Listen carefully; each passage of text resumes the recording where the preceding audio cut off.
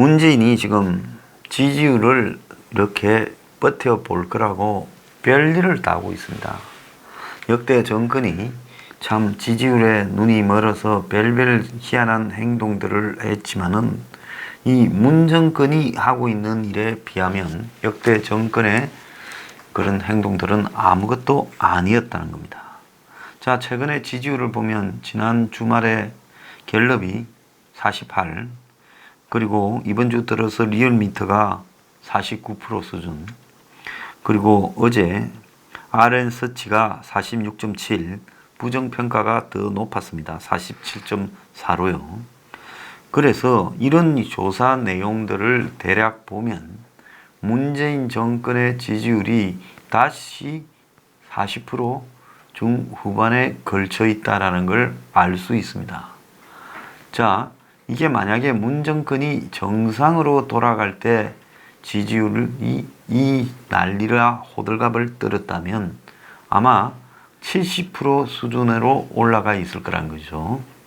그런데 이제는 별짓을 다 해도 40% 중후반에 걸쳐 있는데요. 자, 이 지지율의 상당수는 거품일 거라고 보면 지금 문의 반일 프레임이 지지율로 봤을 때는 사실상 실패했다는 겁니다. 자, 그런데 문은 그럼에도 불구하고 전혀 개의치 않고 지금 자기 고집대로 가고 있습니다. 오늘 6, 7개 부처 개각을 한다는데 지금 법무장관의 조국, 주미대사의 문정인이를 임명한다고 합니다.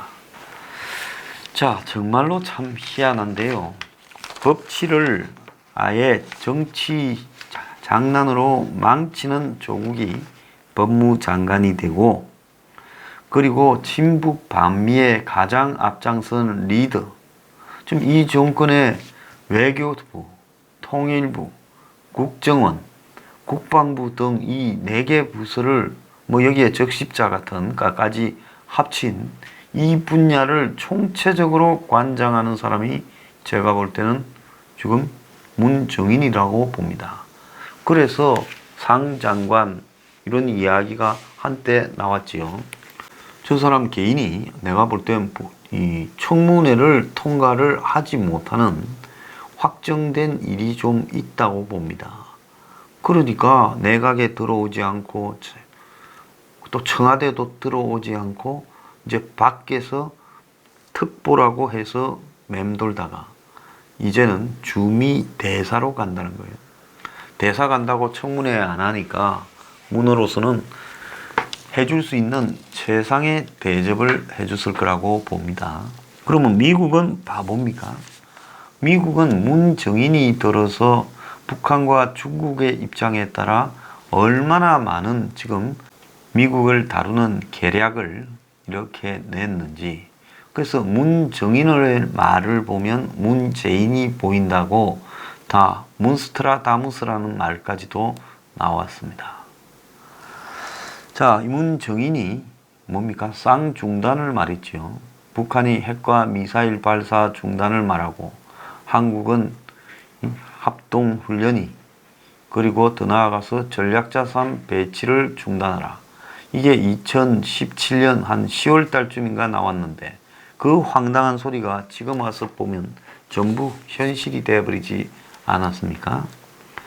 자, 지금 문정인이 끌고 가고 있는 이 정권의 대북한 프로세스에 문재인뿐만 아니라 정권 전체가 쏠려왔고 정권의 어떤 누구도 문정인의 뜻을 거슬러지 못하는 단계라고 저는 보고 있습니다. 적어도 외교, 안보, 통일, 국방 등의 문제에서는요. 그러니까 나라에 어떤 문제가 등장했는가 하면 외교장관이 최약체, 업무를 제대로 알지 못하고 외교적 소신이 없는 영어만 잘하는 통역 출신을 때려놨다. 자, 국방장관이 역대 최악으로 장성들 내부에서조차 부끄럽다라는 사람들이 연속해서 되고 있다. 그래서 아부자라고 비리가 많은 사람이 국방장관을 하고 있다.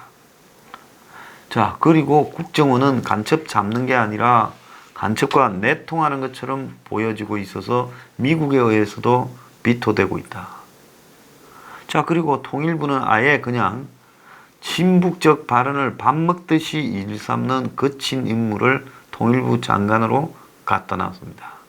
자, 이렇게 깔아놓고 지금 그걸 문정인이가 위에서 주무르다가 이제 막판에 지금 북한과의 미국의 딜을 미국 현지에서 아예 대사관이라는 기구와 예산 인맥을 가지고 또 로비를 가지고 한번 해보겠다고 미국이 가장 싫어하는 친중 친북 반미 반일적 인물을 지금 미국 한복판에 대사로 꼽으려고 하고 있습니다. 자, 조국은 엊그제 그에 대해서 비판을 하는 학생들과 티격태격했는데요. 제가 볼 때 이 사람은 친구가 별로 없고 좀 뭐라 그럴까요? 자신만의 세계에서 지 잘난 맛에 살다가 굉장히 나르시스트라고 보고 있습니다. 그래서 지가 너무 잘나서요. 그래서 저는 남보다 더 위에 있는 모든 것을 자신만의 시각으로 재단을 하는 그런 위치에 사고를 하고 있는 인물이라고 봅니다. 그러니까 지금 이번에 청와대 민정수석 들어가서 문정권에서 한자리 하기 전에도 이 사람이 SNS를 통해서 남을 평가하고 비판하고 욕하고 이렇게 사고 친 적이 한두 번이 아니었습니다. 사람이 지식인이 되면요, 그야말로 참 뭐가 무서워서 피하나 더러워서 피한다라는 생각을 가지고 세상에 이런 잡다한 일에 가급적이면 끼어들지 않으려고 노력을 합니다. 근데 이 사람은 본인 스스로가 이번에도 법무장관 임명을 한 이틀 앞두고 이영훈 교수에 대한 포문을 열었어요. 같은 학교의 경제학과 법학전문대학 교수로서 서로 마주치고 이야기도 하고 인사도 하고 지내놓고, 자, 반일 종족주의라는 책을 냈다고 대놓고 그냥 친일 매국어로 두들겨 잡았습니다. 반헌법주의라고도 이야기를 했어요. 그래서 이영훈 교수가 조국을 보고 토론을 하자고 제안했습니다. 내 말이 어디가 친일이고 반헌법주의냐? 당신 내 책을 비판하면서 읽어봤냐? 조국이 거기에 토론하지 않을 거라고 보고 있습니다. 조국은 지금까지 자기가 한 이야기의 진위 여부에 대해 누구하고도 토론한 바 없이 일방적으로 배설하듯이 쏟아부었습니다. 근데 과거에는 일개 교수의 입장에서 그랬다면 이제 민정수석의 입장에서 대한민국 국회와 야당을 상대로 협박하는 글까지 올려서 뜻을 이루었습니다. 이제 눈에 보이는 게 없어졌습니다. 부잣집 아들로 나서 아버지가 뭐 건축업을 해서 돈을 많이 벌었대요. 그러니까 뭐 학교도 하나 가지고 있지 않습니까? 그리고 본인 재산이 지금 벌써 뭐 한 54억 되잖아요. 신고한 거요. 신고한 게 그 정도면 실제로 그것보다 훨씬 더 된다고 봐야죠. 교수에서 뭐 돈 벌었겠습니까? 생활비 하면 끝이죠. 그러면 조국은 금수저를 물고 나왔다. 자, 머리 좋다, 뭐 키 크다, 뭐 잘생겼다. 주변에서 이제 이러니까 뭐 천재다.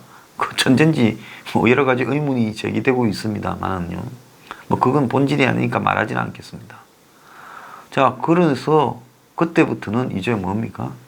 권력 지향적이 되어 갔습니다. 대학교 다닐 때 산호맹을 했대요. 뭐 저하고 연배도 비슷한데 그때 산호맹을 했다면 굉장히 좀 비정상적이었죠. 왜? 산호명은 대학교 당시에 운동권 파벌 중에서도 아주 극단적인 형태의 파벌이고 가장 강경했던 소수입니다. 백태웅이, 은수미, 박노해 등이 연루된 부분이잖아요. 근데 거기서도 뭐 핵심은 아니고 협조하는 그런 역할을 했다는 겁니다. 그런데 그걸로 이제 형도 나왔죠. 실형도요. 근데 그런 사람이 마치 이제 민주인사인차 이렇게 포장이 되었습니다. 그러니까 대한민국의 좋은 집안에 그럼에도 불구하고 사회운동에 투신했다. 근데 산호맹은 사회운동이라기 보기보다는 위험한, 지금에 봐도 이것은 이적단체죠. 그 이적단체에 연루됐던 부분이 분명히 경력으로 남아있다면, 지금 미국으로 봐서 만약에 블랙팬더 같은 국가를 전복하는 단체나 유니바머 같은 그런 미국의 테러를 일삼는 단체, 내지는 미국 사회를 전복하려고 하는 그런 단체에 가담해서 실형을 받은 적력이 있는 사람이 법무장관이 되거나 법과 관련 있는 민정수석이 되거나 나중에 그걸 넘어서 대통령을 넘보고 있다면 이게 가능이나 한 이야기겠습니까? 그냥 잘해서 교수 수준으로 끝나는 게 정상이고, 정상적인 나라라면 공립대학, 국립대학의 교수로도 발령이 안 날 사람이죠. 자, 그런데 많은 사람이 그를 옹호해 줬어요.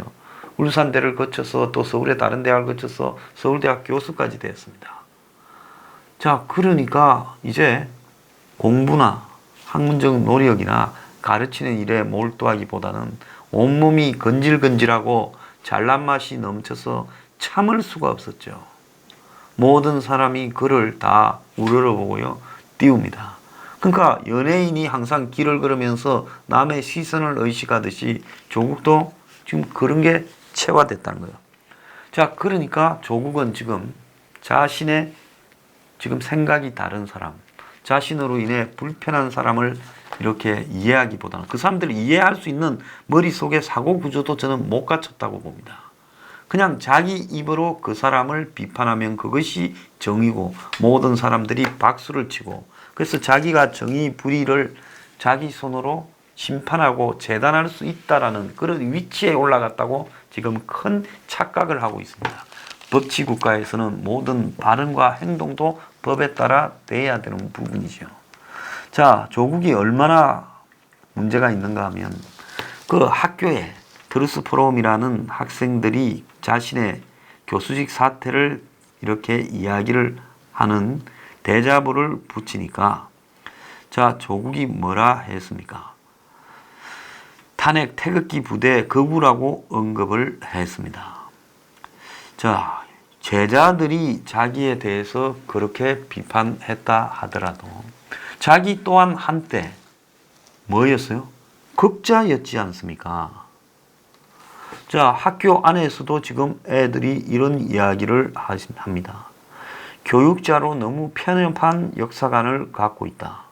산호맹 사건에 가담했던 조국이 아직도 죽창가를 운운하고 한일 기본 관계 조약에 대해 다른 생각을 가진 이영훈 교수 등을 친일파로 매도하면서 반일 선동에 앞장서는 데 대해 이해가 가지 않는다. 이렇게 이제 말을 하니까 조국은 또 그 친구들을 상대로 극우라는 이야기를 지금 하고 있습니다. 자, 정상이라면 학생들이 자신한테 좀 과한 이야기를 설사 했다 하더라도 교수가 학생들을 맞서지 않겠죠. 그리고 학생들이 자기한테 가하는 게 이념적인 문제 제기가 아닌 그야말로 그의 말과 행동의 언행의 일치의 문제를 이야기를 하고 있는 겁니다. 자, 조국은 법치를 망치고 있어요. 서울법학 전문대학의 교수고 형법학의 권위자처럼 처신하면서 본인 스스로가 법치, 사람은 근데 모든 사람이 법치를 말하기 전에 상식과 사회적 관습, 그 사회 통념 이런 부분에 벗어나서 행동해서는 안 되고, 법은 이런 것들의 최소한의 문제인 겁니다. 그래서 법에 가자는 것은 막장까지 가자는 거예요. 그래서 제가 웬만하면 남을 고소하지 않는데 기회를 줬음에도 불구하고 막장으로 몰았기 때문에 MBC를 고소한 겁니다. 자, 그런데 조국은 법을 전공하는 사람으로서 법 정신이 구현되기 전에 인간이 지켜야 될 최소한의 도리나 원칙, 예의, 인간관계, 또 생각이 다른 사람에 대한 포용, 이런 부분들을 깔아뭉개는 사람입니다. 그래서 법치를 망치는 조국을 법무장관으로 앉히고, 자, 친북 반미의 리더 문정인이, 이 사람 또 친중이기도 하죠. 이런 사람을 지금 미중 무역전쟁, 환율 전쟁이 벌어지고 있는 미국의 워싱턴 한복판에 대사로 갖다 놓으면 미국이 뭐라 느끼겠습니까? 워싱턴의 한국 대사관은 이제 반미의 아지트가 되고 반미 스파이들의 소굴이 되느냐, 이런 우려를 하지 않겠습니까? 자, 오늘 인사, 다른 사람들은 말하고 싶지도 않고요. 이런 식으로 나라를 끌고 간다. 참 우려스러울 겁니다. 두 사람 잘 나갈 때 뭐 조심하든지 말든지 알아서 할 바지만은 대가는 반드시 온다는 겁니다.